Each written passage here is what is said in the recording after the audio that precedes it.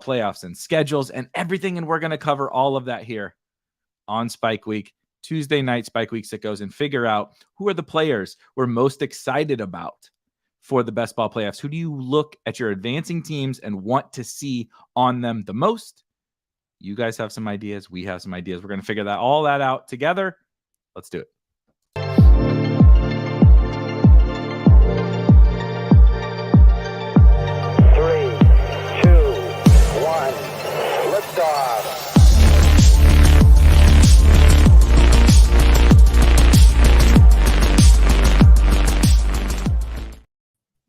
Rob, we were talking right before we went live. We're adults. I don't have the same energy I had when I was 21, and it's been a long day. It also gets dark at about, 2 p.m. around here, which certainly doesn't help my energy levels. But we're running on a little bit of fumes. But I also feel like it's a ironic thing to happen today with the subject that we're trying to talk about, the final week of the best ball regular season. My teams are running on fumes. I got players, dead left and right, and even if they're not injured, a lot of them are they might as well be injured. But I'm excited nonetheless. I found myself going through tons of teams today in our wonderful tool Draft IQ on Spike Week and looking through, and I'm becoming maybe a little more positive. I'm getting older. A lot of people get, more negative. Maybe I'm a weird person. I was more negative, I guess, as a younger person. I'm getting more glass half full as I grow older. But I was scrolling through, and despite a lot of injuries and a lot of players that I was really heavy on not being great, found myself starting to really, really get excited at this point in the season, because this is it, man. This is what we spent all this time over the entire summer for. Of course, not this specific week, but we're right there. We are ready to rock and roll week 15, 16, 17 and start to see if we can hit that big, that big dream that we were drafting for all summer. And I do think that the way that we play here, you, myself, the folks in the chat, the Spike Week Sickos, this is when things start to peak. And I started to see that a little bit.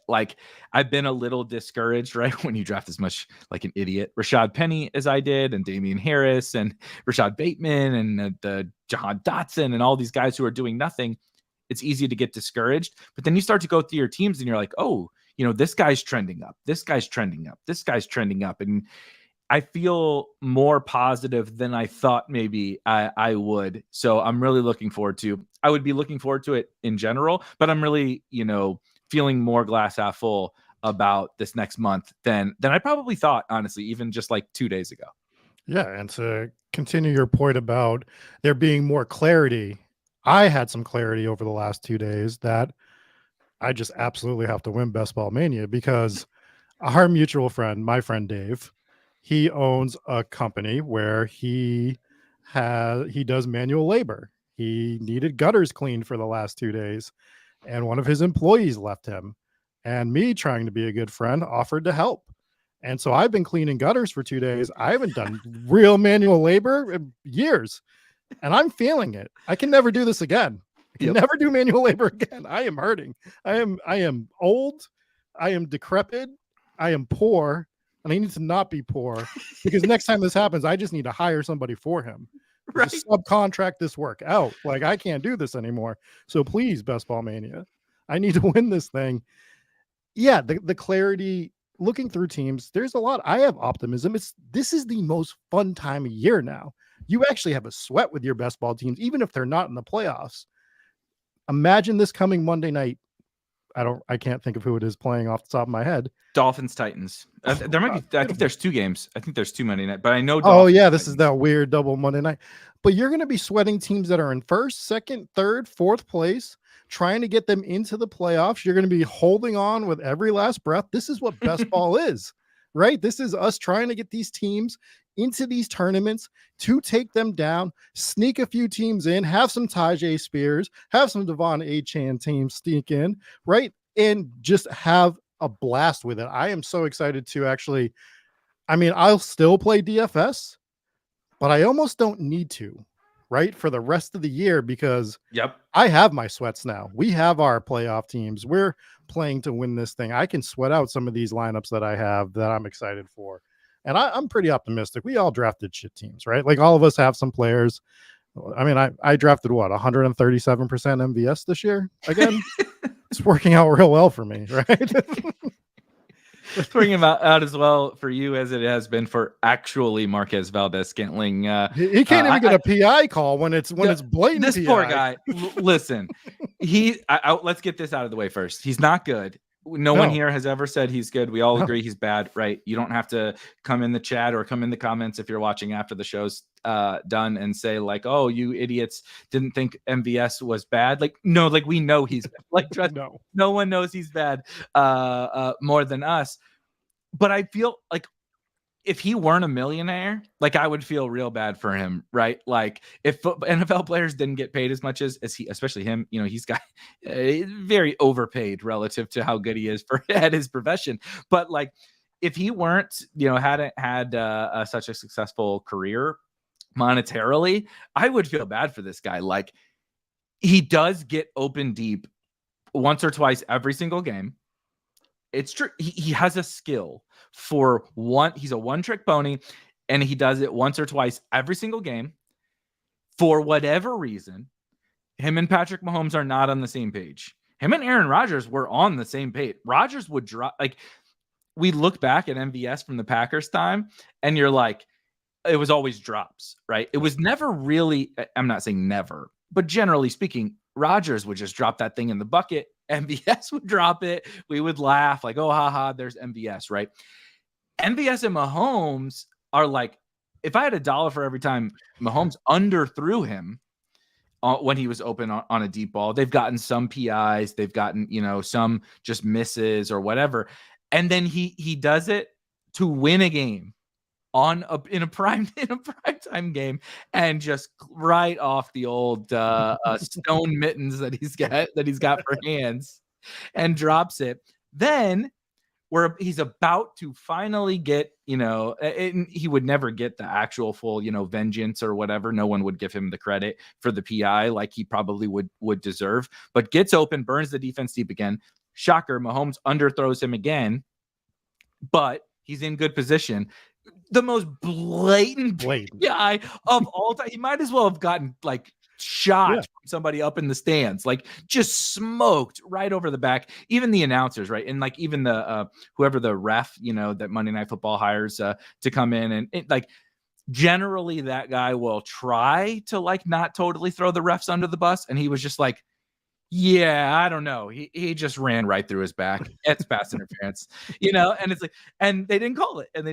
And but like right before they called the late hit on Mahomes when he wasn't out of bounds, just chaos, man, absolute chaos.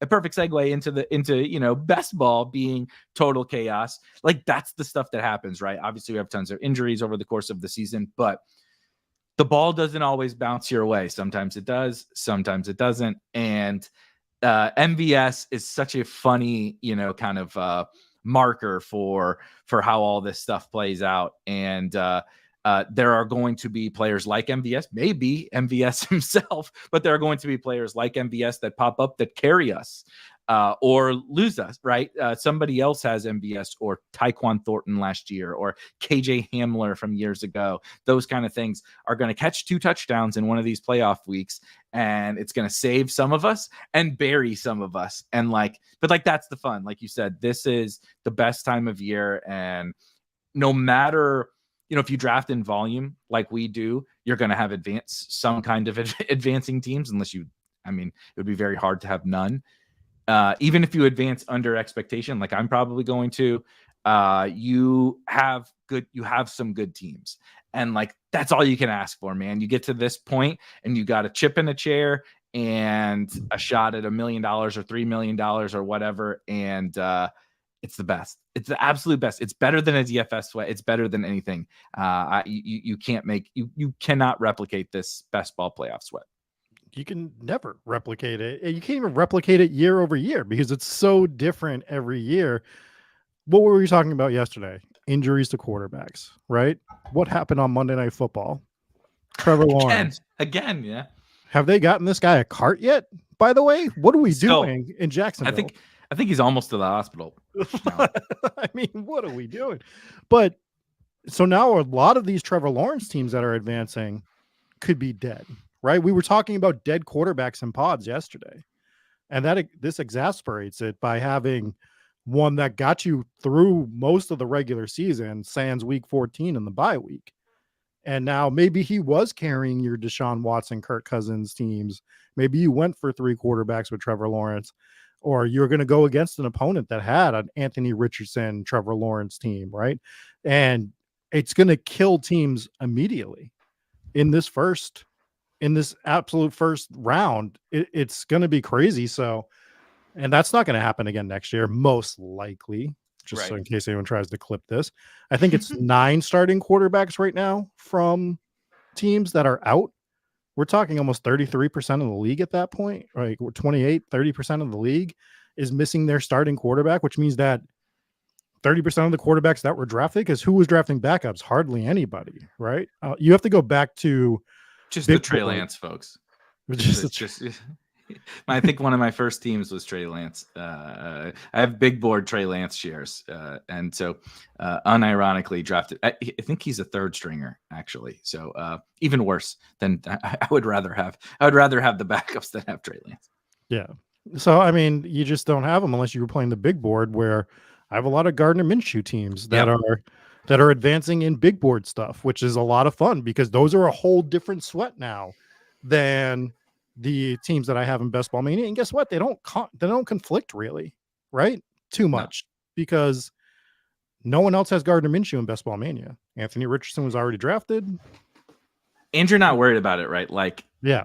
In Superflex, to your point, having the Gardner Minshew team is a big edge because you drafted him in the last round or second to last round or whatever, and he's really helping those teams. Even if somebody draft, like, he's not Puka or Kyron or whatever, some late round guy that's a smash and like separating from the field.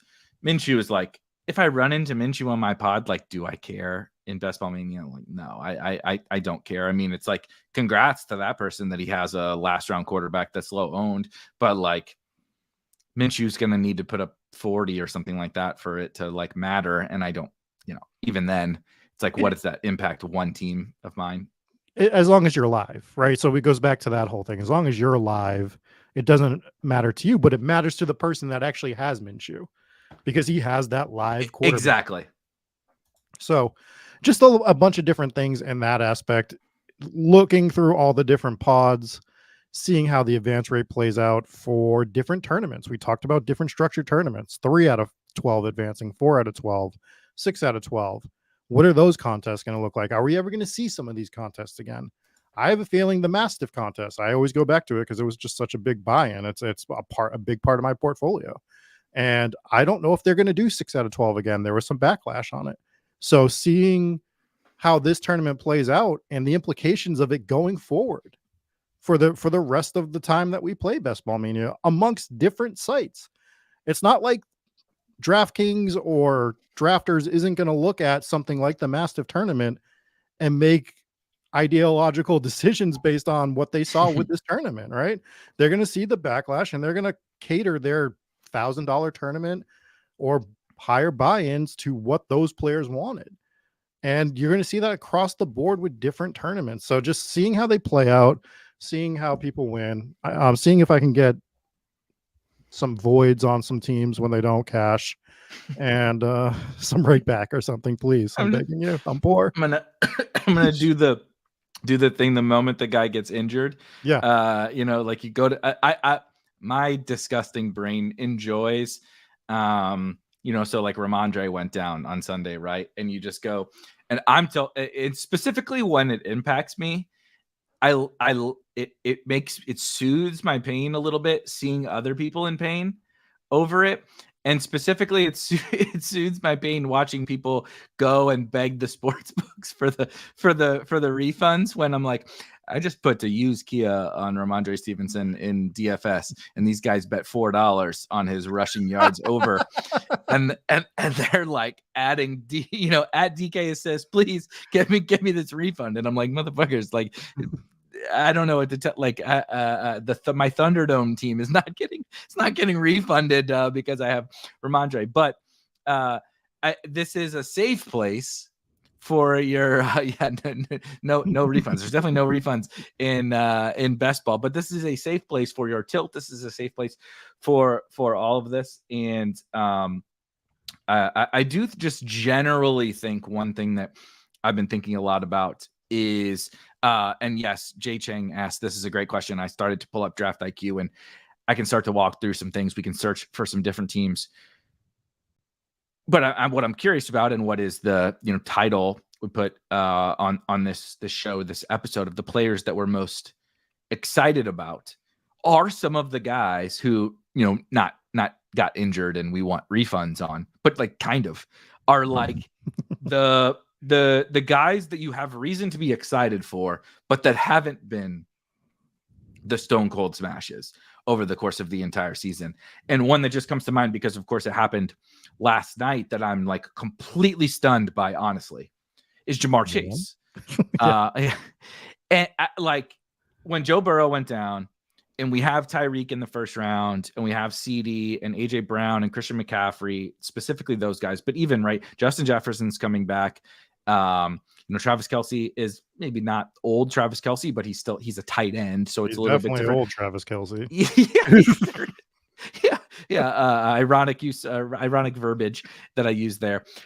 But there's the first round is basically outside of like Eckler and I guess Bijan. Everybody looks good. Even like Stephon Diggs. Stephon Diggs is like the wide receiver 8 overall and is averaging, like, is having a good season, but is looks like nothing relative to CD and Tyreek and stuff. But a guy like Jamar Chase, we just saw last night what he can do in basically one play. Now, he had 11 catches.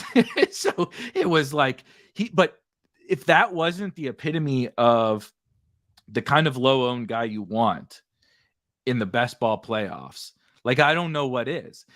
He's going to get the volume because they're going to, like, Jake Browning has no choice but to throw the ball to Jamar Chase a lot of times. So we saw at the beginning of the game, they're going to throw him screens, right? They're going to throw him hitches. They're going to throw him just, please, God, Jamar, help me, is what Jake Browning is thinking and the offensive coordinator is thinking. But then also when they get one-on-one, Jake Browning is not Zach Wilson. He's competent enough to be like, I got Jamar Chase over there. Let's give him a shot. And if Jamar Chase gets a shot at any moment in time, he can take it 80 yards to the house like he did. And like, I just felt like it was such a funny like segue into what's coming up with the best ball playoffs of Jamar Chase doing that, where he's probably going to be very low owned. You certainly don't feel as good about him as you do about Tyreek or CMC or CD or whatever.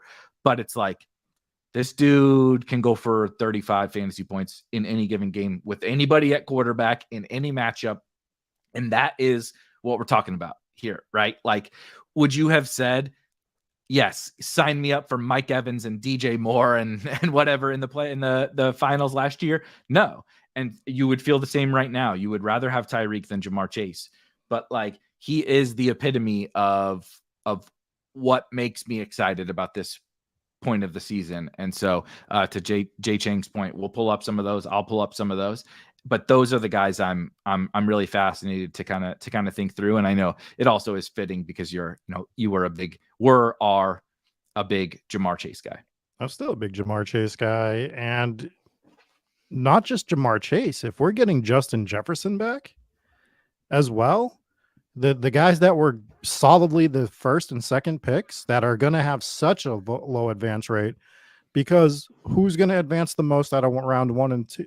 Out of round one, it's clearly CMC and Tyreek teams, right? And CD. And CD, but CD was like fringe one, kind of like. The thing about CD that I'll say sorry is he was late first. Sometimes you could possibly get him with AJB. Yeah. Or like the pairings with CD. It's not just CD. It is he's awesome. He's amazing. But also the pairings you got with CD were so good, right? You have Amon-Ra and CD, or you have AJB and CD, or something like that. Like even if you took Pollard, if you took like Pollard's not amazing, but I'll take a fucking CD Pollard team right now. You like the pairings you have with CD versus right, like Tyreek. That middle of the second round is like bad, honestly. Like it's quite bad. So just a small little nuance, but I think it's going to be. Somebody mentioned this or asked this in the Discord earlier. Like, what do you think Tyreek's like ownership in the advance rate, in your first round pause is going to be? And somebody asked like, oh, what do you think over under 50%? And I said way under, but specifically because of that, CMC is going to take away a lot. There's going to be some, right? Chase, Jefferson, Kelsey, whatever, just because that's how it works. They're not going to be 0%. But then like CD and AJB have both been so good, and they have such good second round pairings. And there's some of them, those two together, which is like probably the optimal right now, right? Is CD, AJB. So it's interesting. It's really interesting. I think we've had multiple different years where it was like, oh, you didn't draft Cooper Kupp? Tough shit. Like he's like, like 80% advance rate Cooper Kupp, 80% Mark Andrews or whatever. And I don't even as good as like Tyreek's gonna like break the receiving record and maybe win freaking MVP. And I don't think his advance rate is gonna be so crazy that you're like terrified by it. Yeah, and we have Devin in the chat that just was able to pull up Tyreek's advance rate at the moment, which is 37%. And I mean, you would think it would be higher just based off of what you just know about what Tyreek's been doing, but you just laid out all the reasons why it is not at 50% or more, right? Because there were guys in the first round that smashed, and man, some of those Amon-Ra pairings are beautiful with CD and stuff. And shout out to CD because I hated taking CD where you had to take him. We talked about this a few times on the offseason. I think he finally took that step this year in consistency, right? Where we got to see him consistently doing what we knew he could do. No one ever said that he couldn't do it. It's the inverse of MVS, right? We knew what CD could be. We knew what the talent was. We knew that's why he was always, he was one of those guys that just didn't budge.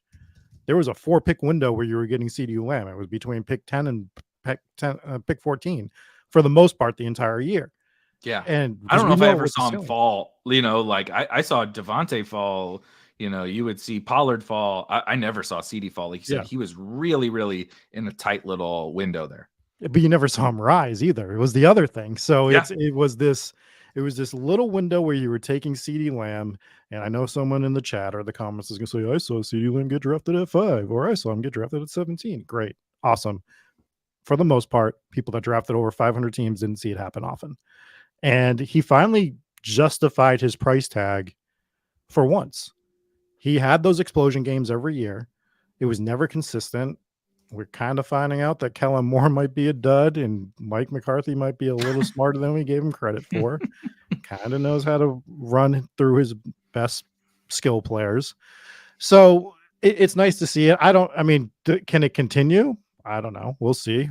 I'll let you know if I wanted to, depending on my CD Lamb advance rate. Exactly. Coming in a week, but shout out to him for actually doing it. Yeah.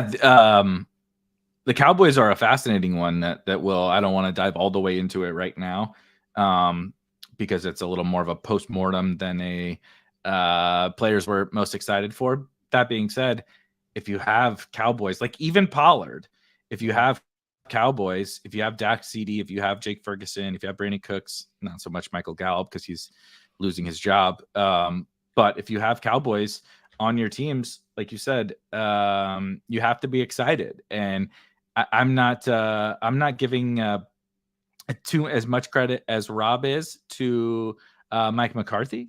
Rob had to step away for just 2 seconds, but I'm not giving as much credit to Mike McCarthy, baby, as Rob is. But what I will give credit to Mike McCarthy over is the fact that he's kind of just handing the keys over to Dak, and they're letting Dak run this offense, right? Everything is flowing through Dak in the passing game, which is tilting all of our Tony Pollard teams, and certainly not allowing Tony Pollard to hit the ceiling like maybe we all thought once Zeke was gone.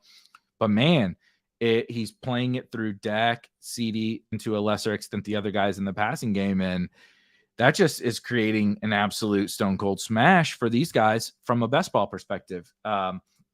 I'll actually start there to Jay Cheng's point about some teams that you're most excited about. And so I'll pull up my draft IQ. And right now I'm just looking at underdog. So let me zoom in just a little. Zoom in just a little bit there. And let's look at Dak Prescott, because I think he's one guy that you should be excited for. To the point that Rob has made about the quarterbacks. Like, there's so many dead quarterbacks. And Dak is like kind of the best of both worlds. Yeah, you didn't pay quite the same cheap price as you paid for Purdy, Howell, and Stroud, but there really wasn't a lot of opportunity cost at Dak's price either. Like Pacheco, maybe something like that. Nothing super duper crazy, and I feel pretty good about any Dak team. And it also probably has some of his stacking partners. So to look at my Dak teams, at least look at some of my best Dak teams, hilariously, my highest scoring Dak team on underdog is a Josh Allen Dak team with Tony Pollard, Elijah Mitchell, Tyler Algier, Gus Edwards, and CEH are the only running backs. So that's a doozy. But there is the aforementioned Jamar Chase, no CD. I imagine Jake Ferguson's on here. Yeah. So Jake Ferguson, bizarre team, right? But these are the kind of funky teams that I don't want to say these are the ones I for sure want to get through, because I would like a little less thin running back room. Pollard, Eli Mitchell, Algier, Gus, CEH it's going to be tough. It probably needs an injury, to really, really produce, but still, that's how you can end up navigating your way through this with a low-owned team that does smash, right? Gus and Pollard can, maybe advance me around, and then you just are like, who knows? Maybe CMC is out for week 17. Maybe Bijan is out for week 17. Maybe Pacheco is out for week 17. And the next thing you know, you get this low-owned running back that is there that gives you a chance to have like a stone cold smash at super low ownership. Rob, we're looking through some of my Dak teams. Ooh, so I drafted a total of 300, and I think this is I only have 149 BBM teams. Apparently my last BBM team, I didn't want to upload it. It must be bad or something, that I didn't upload my 150th BBM team, but I think I have 352 total underdog teams. And so 26 Dak teams, which honestly, it's more than I thought. I thought it was, I was terrified. I didn't, to be totally honest, I did not know how many Dak teams I had before we punched this in, to kind of start with Jay Cheng's question about teams you're most excited about. But I thought Dak was a good one. So we talked a lot about the quarterbacks, with quarterback injuries, with the weird, like almost barbellish approach. It's not even barbell. It's like I don't even know how to describe that. It's just tripod, really, is what it is with the quarterbacks, where you have the elites. We talked about this last night. You have the elites that you're like, okay, I feel good about having, right, Hurts, Allen, Mahomes, Lamar, whatever on a team. And then there's just Dak and Tua in the 8th round. And then there's the punt guys in Stroud, Howell, and Purdy that you want. And I think Dak is almost like a little bit of the best of both worlds, where Tua might be dragged a little, and maybe I'm totally misreading this, because CD will drag some Dak, and Dak's going to drag himself, of course, to a decent advance rate. But like, he's just this best of both worlds, where you don't have to have CD. You don't, like, you could have Ferguson, you could have Brandon Cooks, you could stack him with Pollard.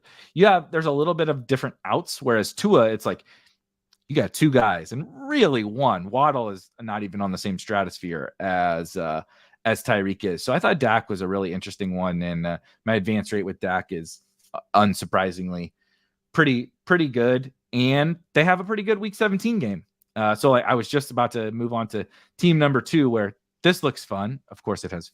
What a quick inverse of that, real quick. Yeah, go ahead. I only have 4 Dak Prescott teams in Best Ball Mania, which isn't. It sounds shocking, but when you think of the way I drafted, it's not that crazy. No, none of them are advancing. None of my Dak teams are advancing in Best Ball Mania. So, well, you're just a bad drafter. That's what they say. That's what they say about me. I have 14 total Dak teams on Underdog with a 35% advance rate. Have you seen my advance rate? I'm a terrible drafter. Fun fact: I won't out this person because I had a really, really good conversation with one of our biggest, one of the huge best ball grinder in our Discord. I love chatting with this person, partially because we disagree a lot, and I like the people that I disagree with, but like I respect their opinion. Honestly, that's how you and I like get along so well. Is we agree like on macro principles, but disagree on so many like little micro things that it ends up creating good discussion, and it helps me like the wheels start spinning when you have conversations with people that you disagree with. And so anyway, chatted with this person, and we disagree on like tons of player takes and tons of all this different stuff. And we disagreed this morning actually in the Spike Week Discord. And but then we kind of took it to the DMs to further the conversation. And this person literally, despite the fact that we were disagreeing all morning, was like, I think you crushed it. Like your draft like you drafted awesome this summer or whatever. And I was like, well, A, of course, thank you. I appreciate that. But B, it's funny to see smart people see like you have didn't draft much Dak, which seems bad, and even your Dak teams are not advancing, but that doesn't mean you drafted poorly. And like that balance is a really hard thing to wrap your head around, right? It's like Dak is one of the best picks, and then even when you drafted him, how did you screw it up? You know what I mean? Like you must be bad, right? Is like kind of the thing. Like I said, I have a not a great advance rate. I mean, look at this screen. Even my Josh Allen Dak team's terrible. There's J.K. Dobbins all over these teams. Evan Hull is on these teams. Somehow Quentin Johnston, who I didn't even like, is on these teams, right? Irv Smith, and yet I think the long game is like kind of what we're about here, and it's just funny to get to this point and start to see it come to a little bit of fruition. Whether that's getting Dak teams through or not getting Dak teams through is kind of irrelevant, but I feel pretty good about that. And I just wanted to kind of highlight like this, like these are the kind of fun teams, right? I didn't draft a ton of Dak, but you're like, all right, is Jahmyr Gibbs going to be a high advance rate player? And did I even draft him that much? No, but I want Gibbs on like Dak.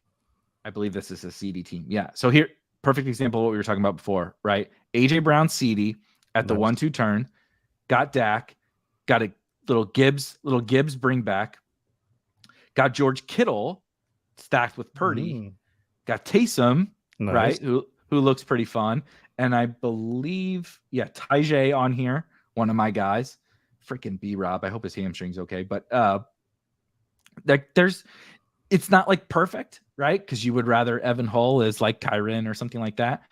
But there's juice. And that's all you can ask for. You know what I mean? It's just give me an out. Like give me that out to it totally smashing. We would have thought last year at this point, like, oh, you don't have Josh Jacobs? You're screwed. And Josh Jacobs was useless. You wanted so many other players besides the guys who were the absolute smashes. Yeah. And one thing I just want to add to what you were talking about from the Discord earlier, I don't want to go into a gigantic conversation about it, but we had somebody that was upset that we're talking about things we got wrong. And if you are looking for content from people that are just talking about what they got right, there's plenty of it out there. And what do I always go back to? Poker, right?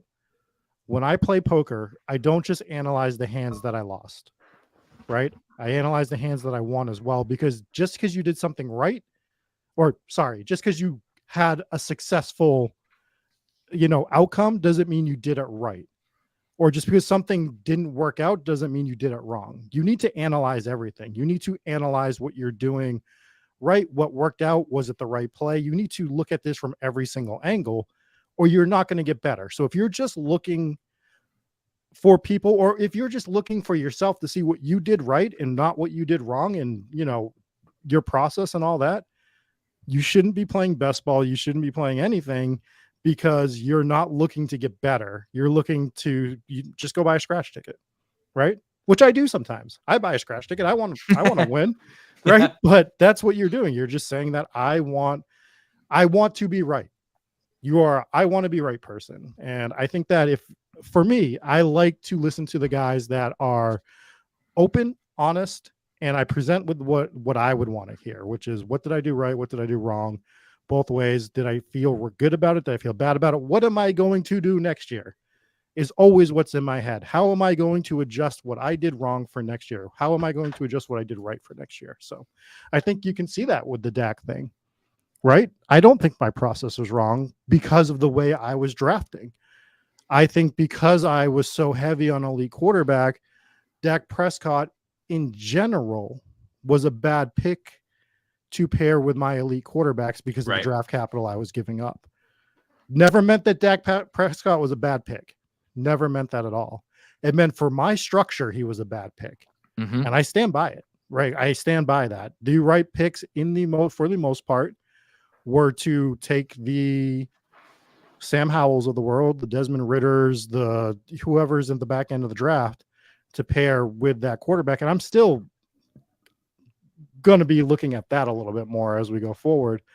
And I think doing some double elite stuff here and there still makes sense too, but trying to pair him with some of those guys in the middle of the rounds, I just don't think it works out as well as you think. Because I think if we look at some of the stats, a lot of the elite quarterbacks drafters are still doing that. So you're not getting any sort of an edge, right? Your edge with your elite quarterback should be uniqueness in terms of holding off for a late round boom player. Or the other way to get unique is to do double elite QB, which I'm not sold on. I want to look at some of my advance rate stuff on that from the offseason. Yeah, so that's my little rant on that after I saw that today. No, I totally agree. I think, and we'll get to some of these specific players. I don't know how to say your name, Caruso. It's a great question that we will hit in just a second.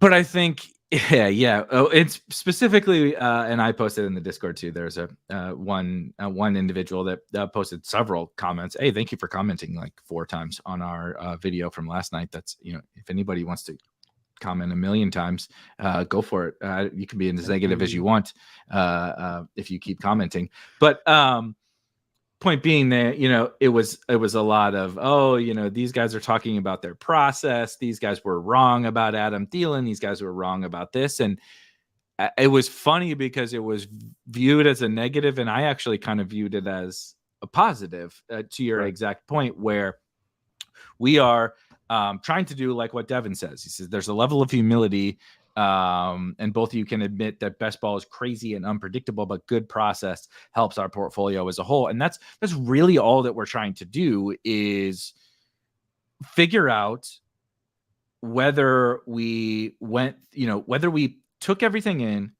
and made the best decisions possible that we could based on our beliefs. So we're a human computer, and there's all these inputs, right? There's all this data coming in. There's all this information coming in. Some of it is, real hard data. Some of it is just opinions from other people that we respect or whatever. And we're processing all this, and then it spits out into these teams that we draft. And did we take it all in and like weight it all accurately? And that doesn't mean just in how it played out. Like, you could have played your best ball summer, drafted the best teams that you absolutely possibly could. You could have the most plus EV. You drafted 150 teams into Best Ball Mania. You could have the most plus EV 150 teams mathematically in the whole tournament and bring back $0. That's not only possible, but not that unrealistic. Like, it really isn't that unrealistic because the game is so crazy.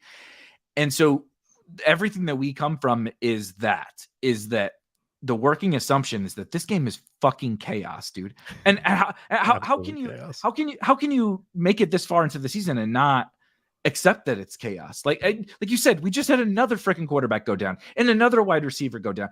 Half the Jags starting players on both sides of the ball got hurt last night. Like we were watching a glorified CFL game by the end last night. It's like there's so much anarchy that the whole point is to try to figure out, like, did we make the best decisions possible? And like, do you feel comfortable with the decisions that you made, even if it loses?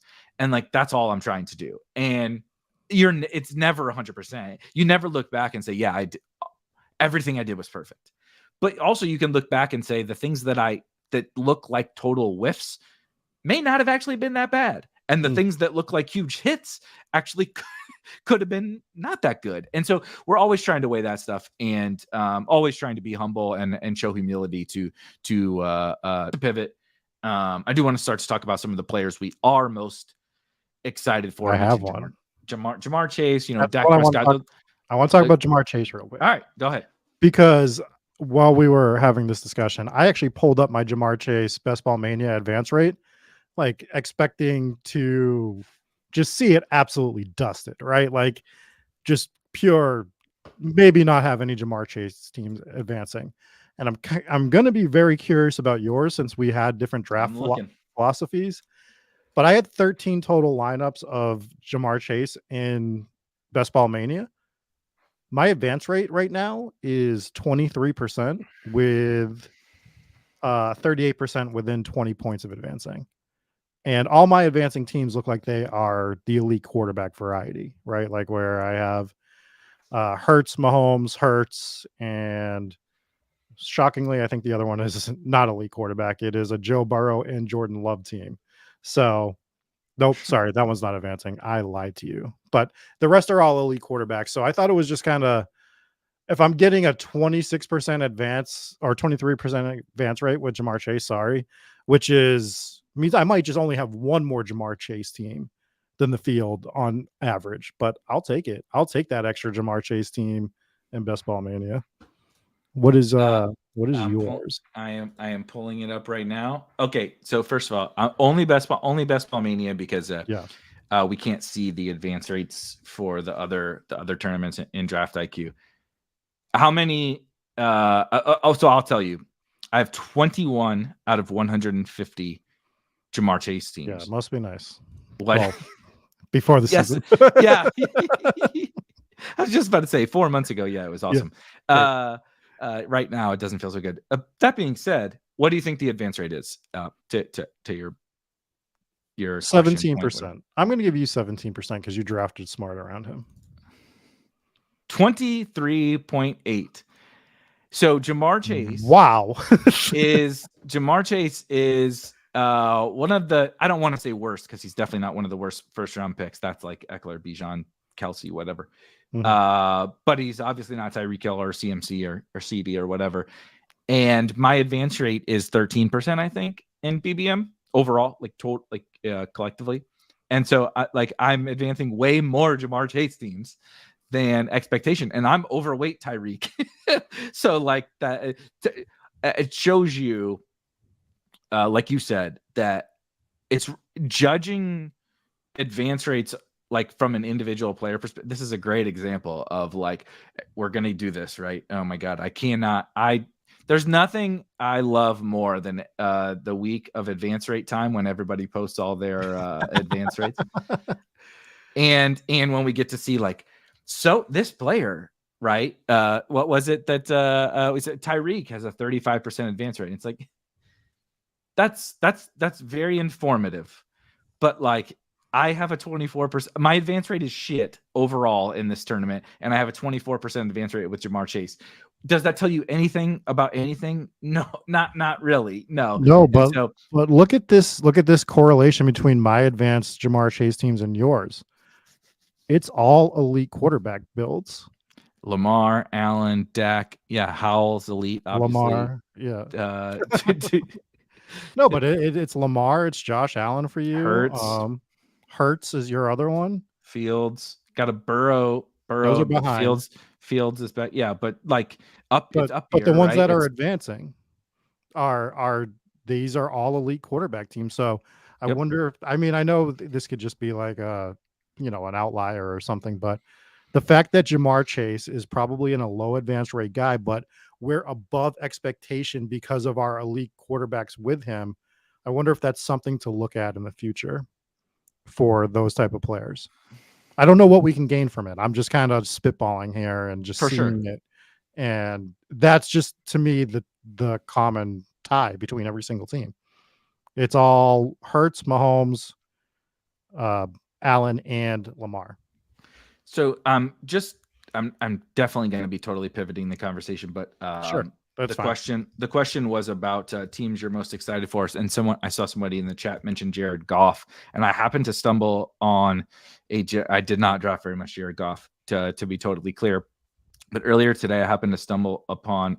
I don't remember. Actually, it may not have been in BBM, so I have to double check. Here's that stupid Josh Jacobs team, that I was telling you about yesterday. That is pretty good, but of course has Josh Jacobs on it. So how good can it be? But let me go to all tournaments just super duper quickly, and then go to Goff, because I was pretty excited. This is what it's like to be in the content space when I think it's this puppy. Yeah, this puppy 2 team. When we spend all summer, right, strategizing around this best ball stuff, trying to outthink our opponents, and quite frankly, a lot of people just draft the same bullshit structures over and over. And I'm going to draft 2 or 3 quarterbacks and 2 or 3 tight ends, and 6 or 7 running backs and wide receivers, and they do the same stuff and spit out rankings and whatever. And I wrote a piece, I don't know, July or something like that, when I stumbled upon a strategy that I thought was pretty interesting that I called the triple option, meaning you stack your 3. You're going to take 3 quarterbacks and you're going to take 3 tight ends, but you're going to stack them together, and you're going to do it with late-ish round tight ends. And a team that I'm advancing, it's of course in the Puppy 2, which is fine. I would prefer it was in Best Ball Mania, but nonetheless, it's in Puppy 2, which is totally fine. And I deployed the aforementioned triple option. And so to the question that was like, Jared Goff, somebody said Jared Goff is underrated, and somebody else, was asking about the teams you're most excited for. Well, I got the double whammy that was a triple option Jared Goff team that is Goff, Kyler, and Sam Howell. And like I said, I'm going to scroll down to the tight ends, because that's really where the triple option comes into play, where it just hit the freaking smash of Kyler so, but Goff, Kyler, Howell feels pretty good in the playoffs. And then Laporta with McBride and Logan Thomas is pretty nice at tight end. I think everybody's healthy on this team. I'm going to start with the wide receivers. This team is sick. Got CeeDee. Garrett Wilson is not awesome, but Debo, Keenan. Yeah. I mean, CeeDee, Debo, Keenan. I'll take Garrett Wilson as the 4th best wide receiver on the team. Same thing with Dotson, right? Same thing with Bateman, and then Michael Wilson is going to be coming back for Arizona, and I don't need him because this team's already advanced. Yeah. And then the triple option. Part of the problems with the triple option is you can sometimes be a little bit thin at either running back or wide receiver. It's a tight needle to thread to get there. And this team did it with Mixon, David Montgomery, Achane, Antonio Gibson, and Jalen Warren as the 5 wide receivers. Fun team. This is a very unorthodox team, right? Most people would never draft this way, but that's why I'm these are the kinds of teams I'm looking for, not necessarily just triple option, but these are the kinds of teams I'm looking for, where I did something a little unorthodox, not this isn't stupid crazy. I didn't do both solo quarterback and solo, I have a weekly winners that's solo Howell, solo Cole Turner. That's ridiculous. I just clearly got bored. But this team is not crazy, but a little unorthodox, and just so happened to hit on a good combination of players.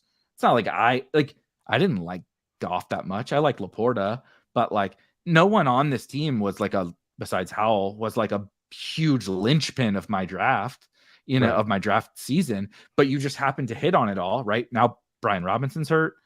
The Bengals are hanging in there. So maybe Mixon is okay. Right. Warren has popped off. CeeDee has popped off.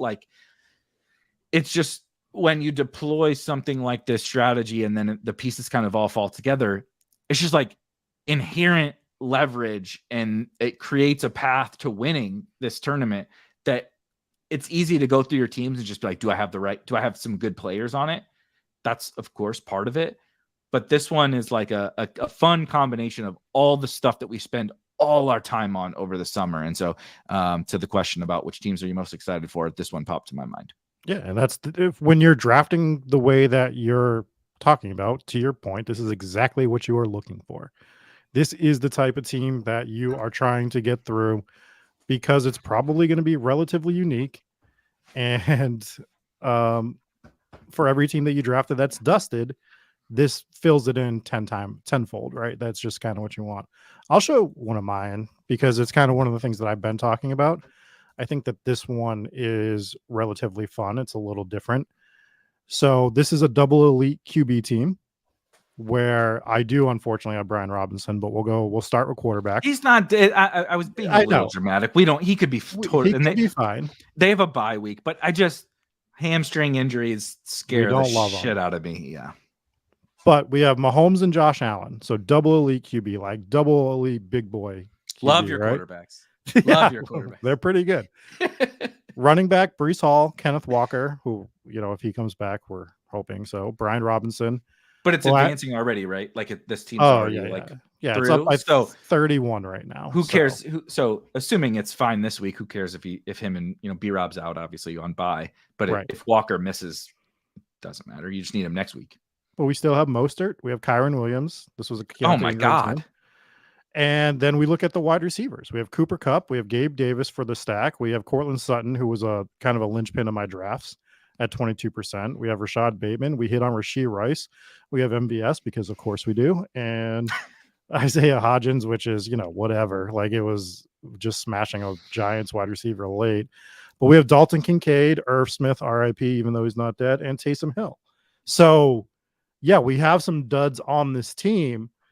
But how many people are going to be coming into this tournament with the Mahomes, Josh Allen, but not even just the Mahomes, Josh Allen, with Cooper Kupp in tow, right? What is this lineup? But it's still stacked. Breece, Ken Walker is not, I don't think Breece is going to be like, and Ken Walker going to be super duper low owned, but they're not going to be like crazy popular. And then, like you said, you compare or you pair them with the elite quarterbacks and with Cooper Kupp. Like it's like a compounding effect of uniqueness. Yeah, and it's just going to be a fun team to watch, and it could get dusted the first week, right? Like that team could come out, get dusted immediately, or I could get to the next week and I'm sitting there with Patrick Mahomes and Josh Allen stacks, by the way, because I have Dalton Kincaid, Gabe Davis. I also have Rashee Rice going with Mahomes. I don't theoretically have a bring back for either because Irv Smith's the bring back for Mahomes. But I think that's okay too. I think we're starting to learn that some teams. I mean, do you really want a Patriots bring back for your Buffalo stuff now? Now that Ramondre's down, no, right? You don't really want it. So I think it's fine. I still think you want to do it in general, but I don't think it needs to always be a necessity. And we talked about that over the offseason anyways. So I think that's one of the fun ones for people to see. And as you can see, I have another one right to the right with Hurts and Burrow. That would have been fun as well. That's advancing. But, that's the stuff I'm looking for, these outlier teams on these certain builds that we are building to see what they're doing. If I look at my double elite QB stuff and it's not advancing well, or it's not putting me in a position to win more so than anything, then I won't do it next year. But I think it's when you see the one with Cooper Kupp, it feels like a fun tournament team to have because I don't think anyone else is going to have it. Yep. Yeah. Cooper Kupp. You notice we didn't mention Cooper Kupp when we talked about all the first round guys. We said basically every other name that was drafted in the first round, and we never brought up Cooper Kupp. And I mean, it's for good reason because he was good to start the season. Then of course has been injured and hasn't been as good since he's come back from injury. But that doesn't mean the Rams are still winning. So they're going to keep playing. And that doesn't mean he can't get healthy. And that's the kind of guy that you want. Just a couple of quick things I want to hit from the chat. Chuby says, two of my best teams, good question. Two of my best teams are Justin Jefferson and TJ Hawkinson stacks. I don't know if you have Cousins on there or just so happen to have those two without the quarterback, which is awesome. Can the Pastronaut, which is what a awesome nickname, by the way, for Josh Dobbs, get the job done? I didn't realize today that they were considering starting Nick Mullins this week. And I've been very pro Vikings over the course of really this whole season. They've impressed me. The way that they operate the organization has been really impressive. If they bench Josh Dobbs, I take back every good thing I've said about the Minnesota Vikings. To this point, can Dobbs get the job done for those two? Yes, he can. I would feel good about having those two. They're really good football players and they're alive, which is like almost all that matters. It's not all that matters, but it's almost all that matters at this point of the season. But Josh Dobbs is dude, I feel hopeful for my Breece Hall teams, and they just cut their starting quarterback. They just cut Tim Boyle. I don't even know what the Jets are doing at quarterback, and I still feel hopeful for Breece Hall teams. So you should definitely feel hopeful for Justin Jefferson and TJ Hawkinson teams. You shouldn't have to cut a guy that shouldn't have been in the league in the first place. I don't mean to sound disrespectful, but dude, is there anyone that was less deserving to be in the NFL than Tim Boyle?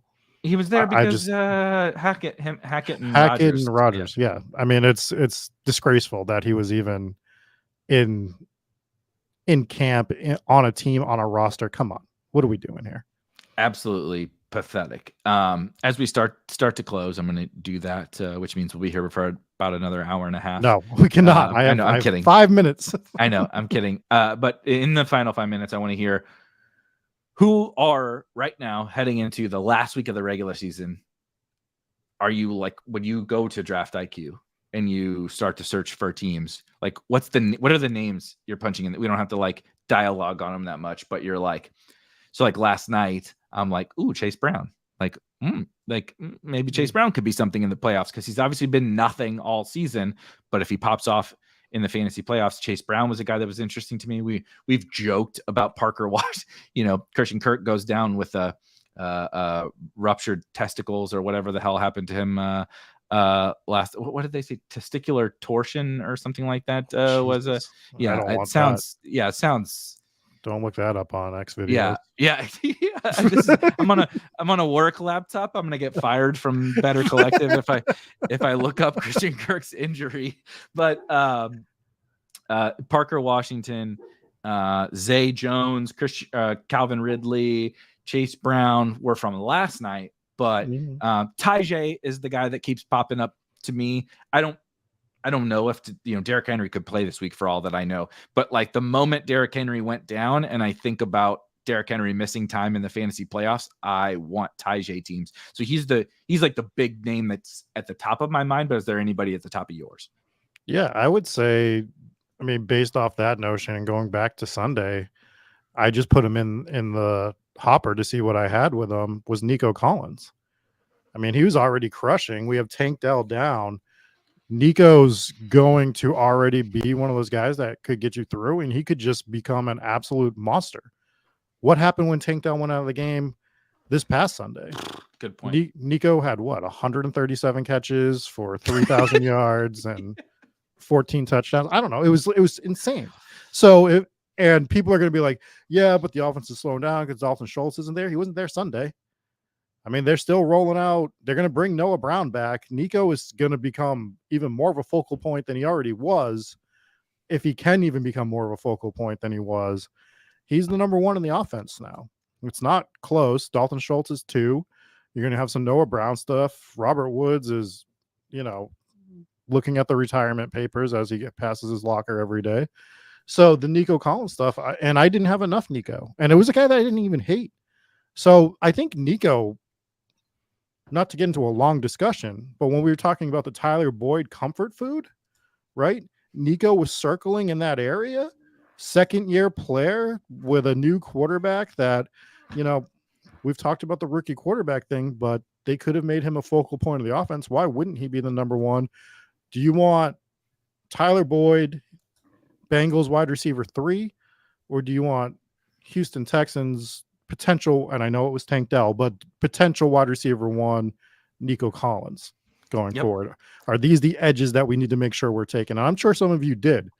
I clearly didn't hit it enough. I only have 7 Nico Collins teams in Best Ball Mania, but the advance rate is 56% right now. Yep, I agree. I should have drafted more. I drafted Nico, but Nico was a funny one where I felt like I was being lazy when I took him.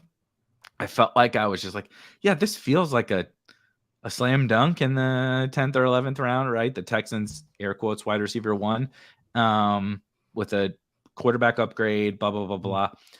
And I didn't do it enough. I actually feel like it's easy to say now because he's having a great season.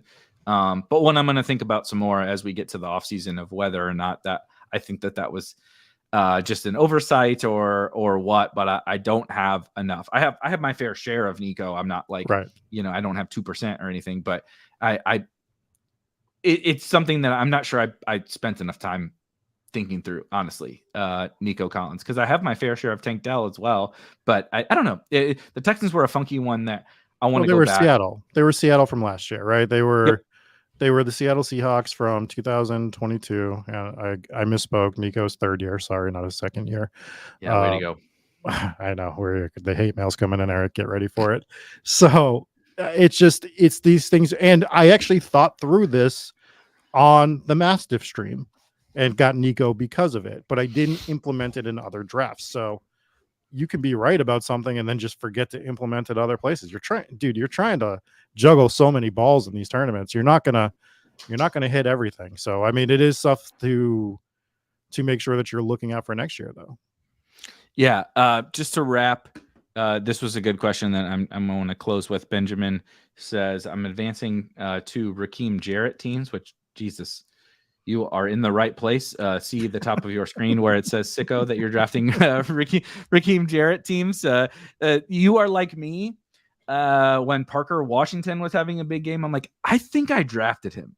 I'm like, that's you watching Raheem Jarrett catch a touchdown. It was me last night with Parker Washington. I'm like, I'm pretty sure I drafted him. And I go back and look, and I have one Parker Washington team, and you bet your ass it is 400 points away from advancing. Of course it is. Yeah, of course it is. But shout out to Parker Washington. Shout out Parker Washington. I made it a point to draft some in-season best ball this week on DraftKings because I was like, I can't have this Parker Washington smash and not make some money off of it. So we got $60 worth of Parker Washington teams on DraftKings this week. So there we go. But to this point, are you excited? Benjamin asks, are you excited about players like that where you're probably the only team advancing with them? Or do you consider them a blank spot? Like, not sure how I should feel about that. Absolutely, dude.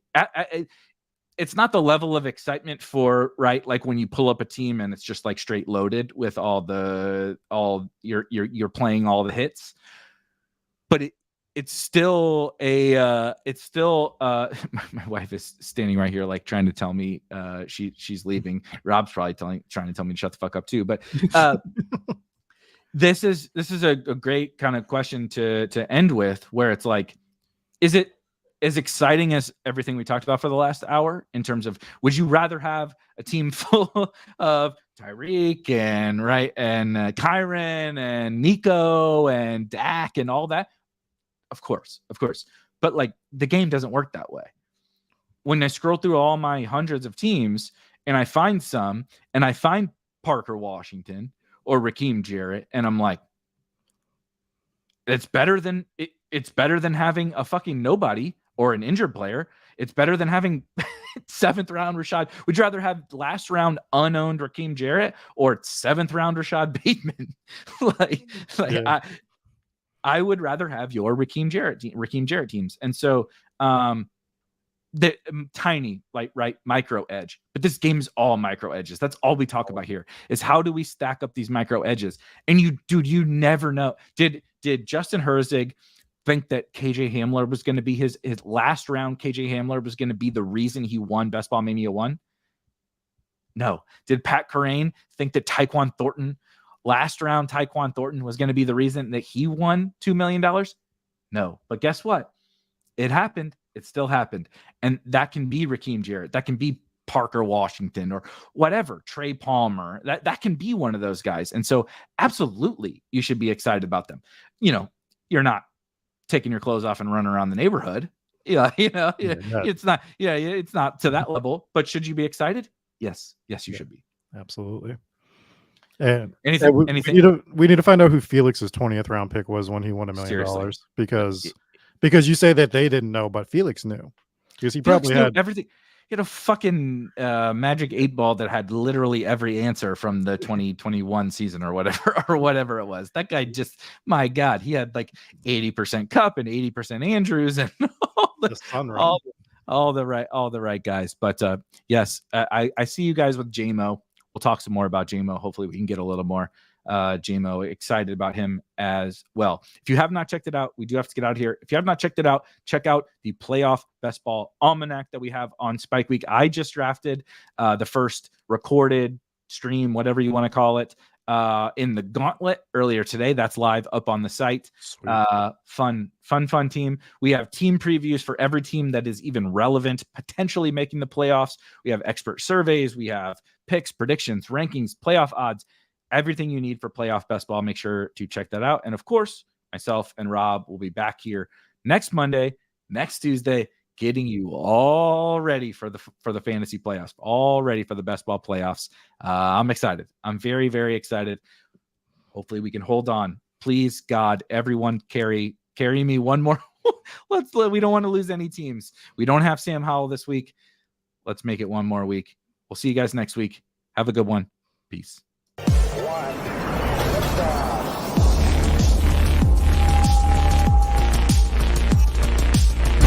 Woo! Those were some spicy takes. Want to stay up to date with all of the other spicy takes we're going to have over here at Spike Week? Why don't you press that subscribe button below? You turn notifications on. We draft a team. Boom, you know about it. We have another spicy take. Boom, you know about it. You can be there. You can draft with us. You want to stay up to date? That's how you do it. All right, we'll catch you later next time here at Spike Week.